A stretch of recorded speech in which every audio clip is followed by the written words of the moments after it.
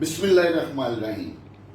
पाकिस्तानियों, ख्वाजा मोहम्मद आसिफ और शाहिद हकान अब्बासी इन्होंने एक प्रेस टॉक की थी और ये पाकिस्तानी कौम नू अपनी प्रेस टॉक ये कन्विंस करने की कोशिश कर रहे सन कि अमरीका पाकिस्तान वास्ते किस कदर जरूरी है। नऊज़ बिल्ला दूसरे लफ्जां एक कौम नू ये दसना चाहते सन कि खुदा ना हास्ता अमरीका दे बगैर पाकिस्तान या पाकिस्तानी कौम जिहड़ी है वो सरवाइव नहीं कर सकती, वो जिंदा नहीं रह सकती। पहली तो मैं तुहानू गुजारिश करा कि शाहिद हकान अब्बासी जिहड़ा अमरीका दी अहमियत कौम नू दसदा सी पिया, अमरीका दी नज़र च बतौरे वजीरे आजम एदी अपनी की अहमियत सी।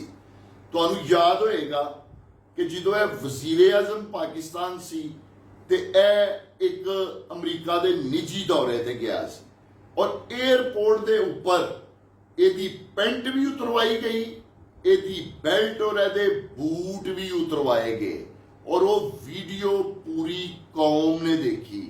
शाहिद अब्बासी अज तू कौम नू किस तरह उस अमरीका वास्ते कन्विंस कर रहे हैं। बहरहाल तेरे को होर तोको भी की जा सकती है।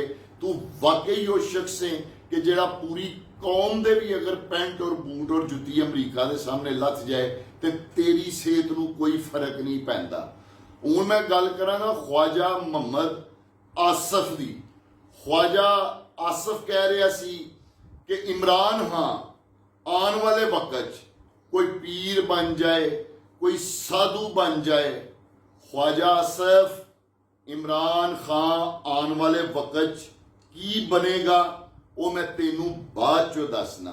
पहले मैं तेनू यह दसना चाहना वा कि तू और तेरी सारी जमात और सारी अपोजिशन वो अज की बन गई है। वो डिक्लेयर्ड सर्टिफाइड अमरीका दी एजेंट बन गई है और तू अपनी प्रेस टॉक खुद देख लै। तू वो एक पाकिस्तानी नहीं लगेगा बल्कि इंज लगेगा कि जिस तरह कोई अमरीकी शहरी इत्थे खलो के ते अमरीका दे बारे दे विच गुफ्तगू कर रहा है। इमरान खां जिहदे बारे तू क्या है, इमरान खां मैं हुण तैनूं गुजारिश करा वो कल तक ते